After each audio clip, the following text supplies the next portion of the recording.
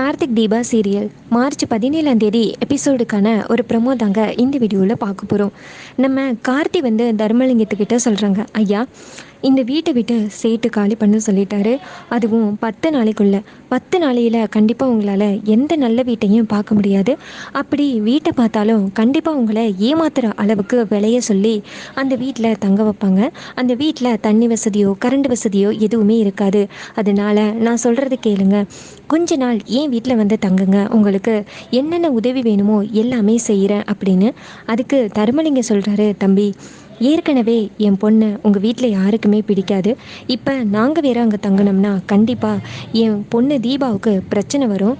உங்கள் அம்மா என் பொண்ணை ரொம்ப பேசுவாங்க அப்படின்னு. அப்போ கார்த்தி சொல்கிறாரு, மாமா என்ன பிரச்சனை வந்தாலும் நான் பார்த்துக்கிறேன். இந்த சூழ்நிலையை கண்டிப்பாக அம்மா புரிஞ்சுப்பாங்கன்னு எனக்கு நம்பிக்கை இருக்குது அப்படின்னு சொல்கிறாங்க.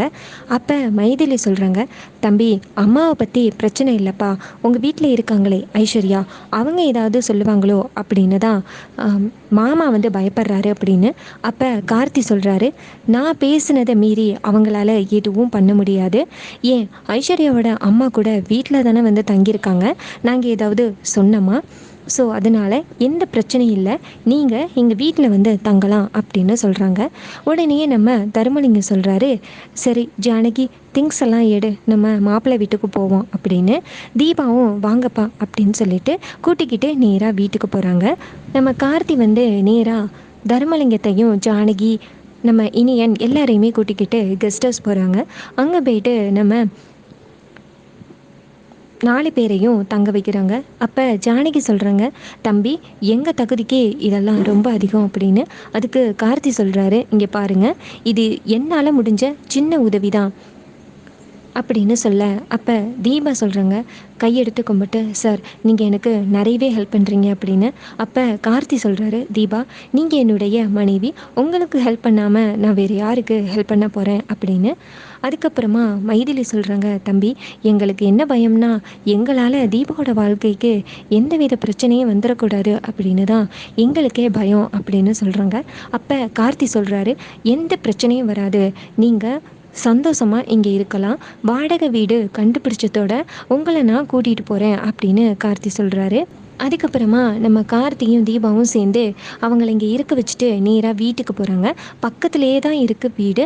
அப்போ நம்ம அபிராமி கேட்குறாங்க, கார்த்தி என்னாச்சுப்பா, தர்மலிங்க ஐயா அவங்க எல்லாருமே கெஸ்ட் ஹவுஸில் தங்க வச்சிருக்கே, என்னாச்சு, ஏதாவது பிரச்சனையா அப்படின்னு.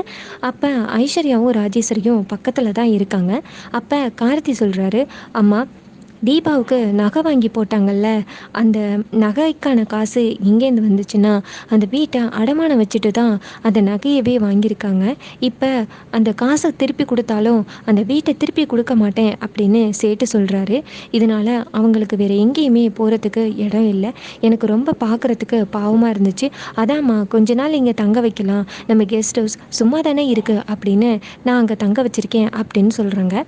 அப்போ ஐஸ்வர்யா சொல்கிறாங்க, தம்பி இதாவது வாடகை வீடை பார்த்து கொடுக்க வேண்டியது தானே, இது என்ன இங்கே கொண்டாந்து தங்க வச்சுருக்கீங்க அப்படின்னு.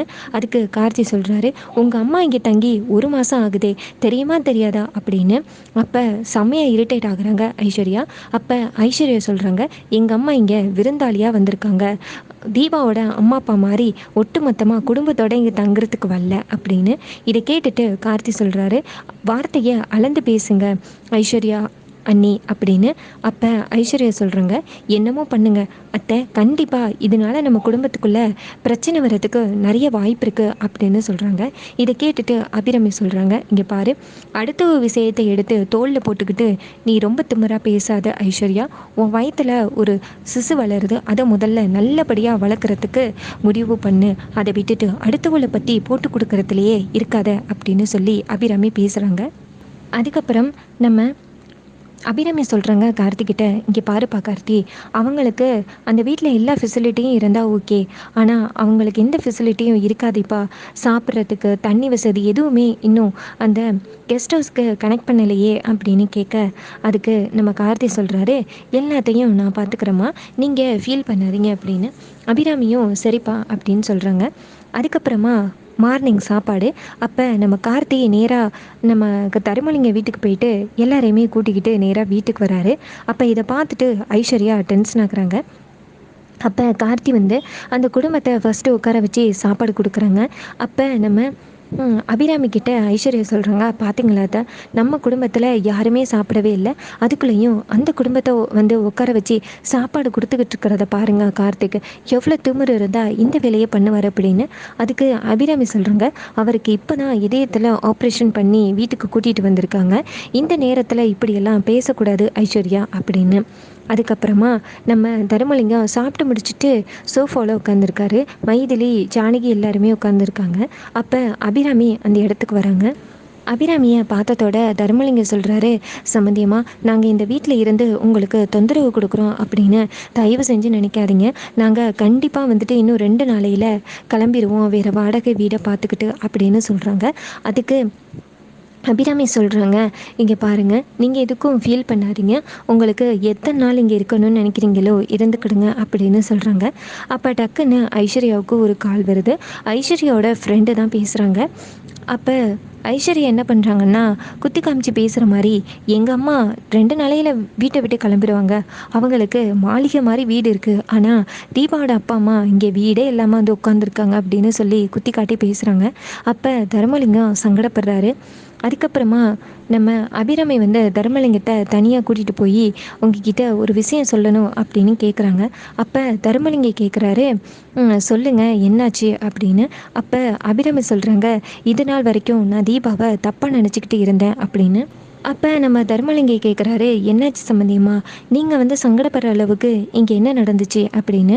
அதுக்கு அபிராமி சொல்கிறாங்க, தீபா ரொம்ப நல்ல பொண்ணு, கடவுளாக தான் தீபாவை இந்த வீட்டுக்கு மருமகளாக அனுப்பியிருக்காங்க, இத்தனை நாளும் அதை நான் வந்து கொஞ்சம் கூட ஏற்றுக்காமல் இருந்திருக்கேன், என்னை மன்னிச்சிருங்க, தீபா ரொம்ப நல்ல பொண்ணு அப்படின்னு சொல்ல நம்ம தர்மலிங்கம் சொல்கிறாரு, அம்மா நீங்கள் தீபாவை பற்றி சொல்லும் பொழுது எனக்கு ரொம்ப சந்தோஷமாக இருக்குது, நீங்கள் தீபாவை மருமகளாக ஏற்றுக்கிட்டாலே எனக்கு ரொம்ப சந்தோஷம்தான் அப்படின்னு. அப்போ அபிராமி சொல்கிறாங்க, இதுக்கப்புறம் என் வீட்டு செல்ல மருமகன்னா அது கண்டிப்பாக தீபா தான், இது வரைக்கும் தீபாவையும் உங்களையும் அவமானப்படுத்தினதுக்கு நான் உங்ககிட்ட மனசார கையெடுத்து கும்பிட்டு மன்னிப்பு கேட்குறேன் அப்படின்னு சொல்கிறாங்க. இதை கேட்டுட்டு தர்மலிங்கம் சங்கடப்படுறாரு. அம்மா நீங்கள் எப்பேற்பட்ட ஆள், நீங்கள் என்னம்மா மன்னிப்பு கேட்குறீங்க அப்படின்னு தர்மலிங்கம் சங்கடப்படுறாரு. அப்போ நம்ம கார்த்தி சொல்கிறாரு, இங்கே என்ன நடக்குது அப்படின்னு. அப்போ அபிராமி சொல்கிறாங்க, கார்த்தி, நான் தீபாவையும் இன்னும் இவங்க குடும்பத்தையும் அவமானப்படுத்துறதுக்கு நான் தர்மலிங்க ஐயா கிட்ட மன்னிப்பு கேட்டேன் அப்படின்னு. அப்போ கார்த்தி சொல்கிறாரு, அம்மா நீங்கள் வந்து அந்த தப்பை புரிஞ்சுக்கிட்டாலே போதும், நீங்கள் மன்னிப்பு கேட்கணும்னு அவசியம் கிடையாதுமா அப்படின்னு சொல்கிறாங்க. அதுக்கப்புறமா நம்ம கார்த்தியும் தீபாவும் ரூமுக்கு போகிறாங்க. அப்போ நம்ம கார்த்தி வந்து தீபா கிட்ட, தீபா உங்ககிட்ட நான் ஒரு முக்கியமான விஷயம் பேசணும் அப்படின்னு சொல்கிறாங்க. இதை கேட்டுட்டு நம்ம தீபா கேட்குறாங்க, சார் என்னாச்சு சார், நான் ஏதாவது தப்பு பண்ணிட்டேனா அப்படின்னு கேட்க, அப்போ கார்த்தி சொல்கிறாரு, ஆமாம் தீபா, தப்பு தான் பண்ணிட்டீங்க, ரொம்ப வருஷத்துக்கு முன்னாடி என்கிட்ட சொல்ல வேண்டிய விஷயத்த இப்போ தான் வந்து நான் கண்டுபிடிச்சிருக்கேன் அப்படின்னு. அப்போ நம்ம தீபா கேட்குறாங்க, என்ன சார், ரொம்ப வருஷத்துக்கு முன்னாடி உங்ககிட்ட சொல்ல வேண்டிய விஷயத்த மறைச்சிட்டேனா, என்ன சார் அது அப்படின்னு.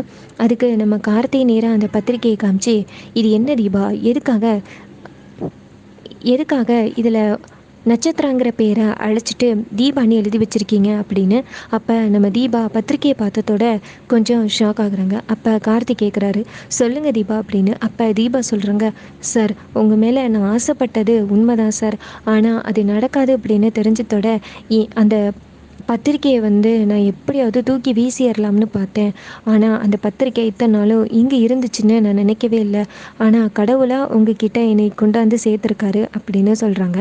அப்போ கார்த்தி சொல்கிறாரு, தீபா நீங்கள் ரொம்ப நல்லவங்க, அதனால தான் கடவுள் வந்து உங்களை இந்த வீட்டுக்கு மருமகளாக கொண்டுட்டு வந்திருக்காங்க, எங்கள் அம்மா மட்டும் உங்களை புரிஞ்சுக்கிட்டாலே போதும், வீட்டில் உள்ள முக்கால்வாசி பிரச்சனை தீர்ந்த மாதிரி அப்படின்னு. இது எல்லாத்தையுமே ஐஸ்வர்யாவும் ராஜேஸ்வரியும் காதில் வாங்குறாங்க. அப்போ ஐஸ்வர்யா நேராக ராஜேஸ்வரியை கூட்டிக்கிட்டு ரூமுக்கு போகிறாங்க. ராஜேஸ்வரி கேட்குறாங்க, இங்கே என்ன தாண்டி நடந்துச்சு அப்படின்னு. அதுக்கு ஐஸ்வர்யா சொல்கிறாங்க, அம்மா இந்த அபிராமி இந்த தீபாவை மருமகளாக ஏற்றுக்கிட்டா, அது மட்டும் எனக்கு நல்லா புரிஞ்சு போச்சு, இதுக்கப்புறமும் நம்ம பிளானை அப்படியே நிறுத்தக்கூடாது, எப்படியாவது என் கர்ப்பம் கலைஞ்சதுக்கு அந்த தீபா தான் காரணம் அப்படின்னு ஒரு திட்டத்தை செயல்படுத்தணும் அப்படின்னு ஐஸ்வர்யா சொல்கிறாங்க.